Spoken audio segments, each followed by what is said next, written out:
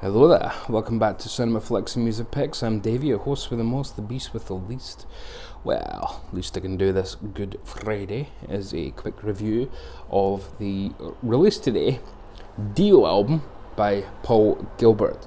So it's a Paul Gilbert Records, but it is the Dio album. Some lovely imagery on the front there.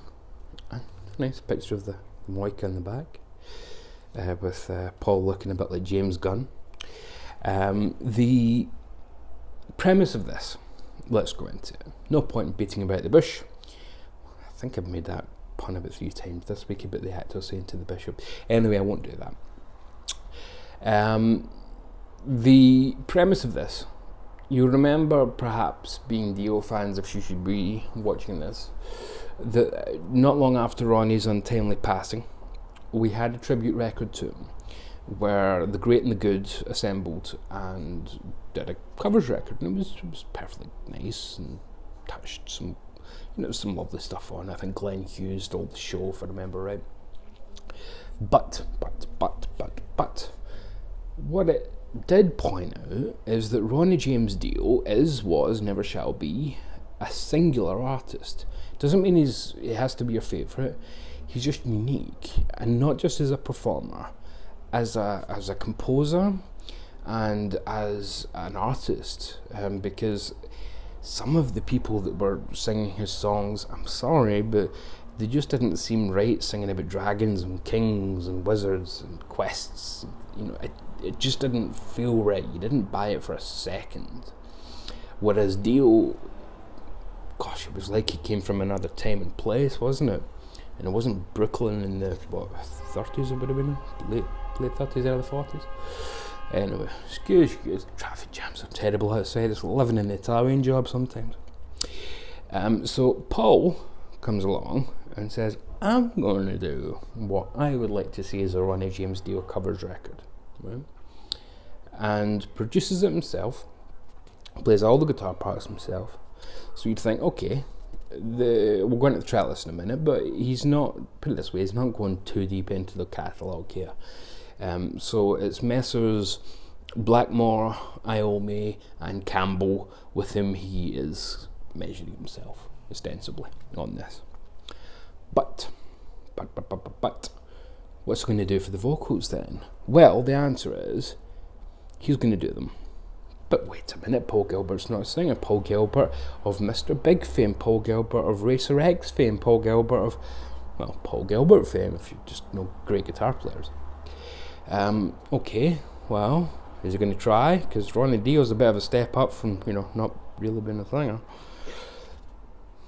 No. What it does is he takes all of Ronnie's vocal lines, deconstructs them, and turns them into guitar parts. It is beautiful. So you get the guitar parts of those maestros, the riff masters, of whom I mentioned. But then every line that Ronnie sings on these, or sung on the originals of these tracks, is done by Paul on his guitar again. In such an imaginative way. But never just relying on cheap effects pedals, or not cheap, but you know what I mean. Never relying on studio tricks, never relying on histrionics, never relying on shredding, outside the riffs when it calls for it, solos when it calls for example. All of it is just his pure skill with the 6 string. All of it is wonderful, wonderful. There are parts on this, I swear to God, I forgot that I was listening to an instrumental record. So if you're someone who's like, I don't know, like instrumental records, which I can be myself depending on who it is and how long it is and what the subject is, then don't worry. You will think that there's a singer on here at times, and you'll have to remind yourself. Plus, these songs are so legendary that you're just going to have such a ball with them anyway. So yeah, phenomenal stuff. Absolutely phenomenal. He also plays all the bass parts, so he's obviously having to reproduce Jimmy Bain and the likes as well. Bill Ray plays drums on it. Obviously he's having to produce Craig Gribber's bass for the Dio band, and of course Who can forget Geezer? He's having to reproduce Geezer's parts. Bill Ray plays the drums though, so it's not a vanity project where Paul's just trying to say I can do it all. Indeed, he kind of recognises in the liner notes that Kill the King, he says, I nailed it first time. It was perfect. He's not arrogant about it, he's just saying it was just exactly what I was going for in my head.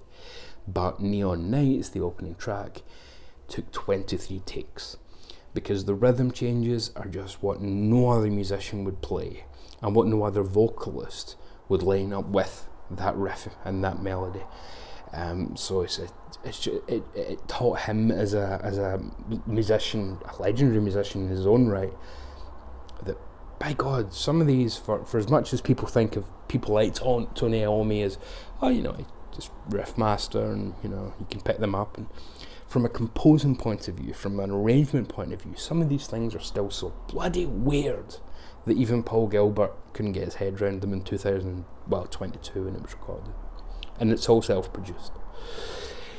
In terms of the track listing, you're going to get no major surprises here. It doesn't go deep into the Dio catalogue, and the tracks that we get from Rainbow and Sabbath are pretty much what you'd expect, with a couple of omissions. I'm pretty sure a lot of people would have wanted Stargazer, for example. Not on here. Doesn't pick Stargazer. But it starts with Neon Nights. Of course you do. I remember the first time I put on Heaven and Hell, and I was, when I was 12 or something, I didn't know the Dio lineup of Sabbath at that point, so I was like, I love Ozzy, I love his solo stuff, I love the Sabbath stuff. I'm not sure about this other guy. 3 seconds it took me to go, yes, this'll do it. James Cromwell, that'll do, pig. So I'm not calling anyone in Sabbath a pig. Well, maybe behind the scenes. Kill the King by Rainbow. Perfect choice. Stand Up and Shout, again. Country Ghetto, back to the Sabbath. Man of the Silver Mountain, back to Rainbow. Holy Diver. So here's a good example. Holy Diver, it doesn't just do the, so take the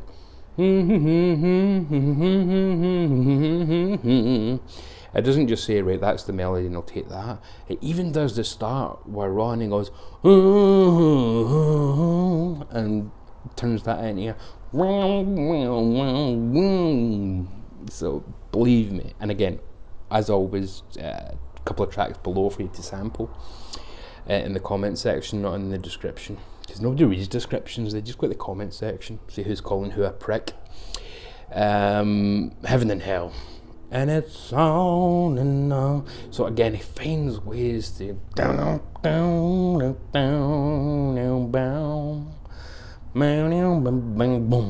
so he's doing the riff, and then on top of it, Ronnie's vocal, and it's seamless. It's absolutely seamless. Again, you will lose yourself in this music. You will think you are listening to a singer. Long Live Rock and Roll, indeed, the from the last studio record of Rainbow, of that lineup of Rainbow rather. Lady Evil from Sabbath. Don't Talk to Strangers. Although in real life you should talk to strangers, they can be rather interesting. Starstruck from Rainbow, rather unusual to have Starstruck on here but no Stargazer. That's if you have to have one star Rainbow song from Rising, you probably want Stargazer. No, Bueller, and then of course it ends with Last in Line. Obviously everybody's going to have their why doesn't he do blah blah blah. Stargazer's, I'd imagine, going to be most people's big one, but anthems like We Rock and things, or why didn't he go deeper into the catalogue, right up to, I don't know, Epica and insert, Wolves and obscure tracks, and couldn't he have done something from Heaven and Hell, couldn't he have done something from the reunion album with that, insert thing here, couldn't he have done, I don't know, that track that Ronnie did with the Butterfly Ball with Roger Glover, it doesn't matter. This is what he wanted to do. A singular artist paying tribute to a singular artiste. And that's what you get here. Nothing more, nothing less. on and on and on. It's Ronnie James Dio. I had the pleasure of seeing Ronnie with Heaven and Hell. It was a delightful concert and everybody on stage was having a blast. I saw Sabbath, 3-4 years later, with Ozzy, and they all hated it. The difference was night and day, just replacing that lead singer, and it was back to just nobody looks interested, everybody's there for a paycheck. Whereas with Ronnie, they were all having a blast. They were smiling the whole time, banter back and forth, everybody loving it. And the audience loved it for Sabbath, but it was just so staged and corporate, you know. Still, what a legacy Mr. Dio has left us, and Paul was just paying tribute to that. So hey, if you don't like cover records, you don't like instrumentals, probably not for you. But if you can handle it and you just want some new way of listening to some Dio vocals without just being a cover record, give it a go. Again, links are going to be down there, so why not just click on a link? I don't ask you for likes and subscribes and ring that bell. You know, just click a link below and listen to a song. That's all I care about. Share the love. Can you feel the love tonight? It was Ronnie. Oh wait, that was Elton John. No, Lion King. Sorry.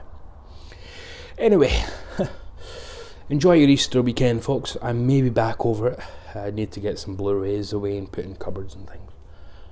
But until then, as always, stay impossibly safe out there on this rather lovely Good Friday. It's dragging it on a bit though, it's the long Good Friday to quote Bob Hoskins. And yes, indeed, love and mercy. See you next time.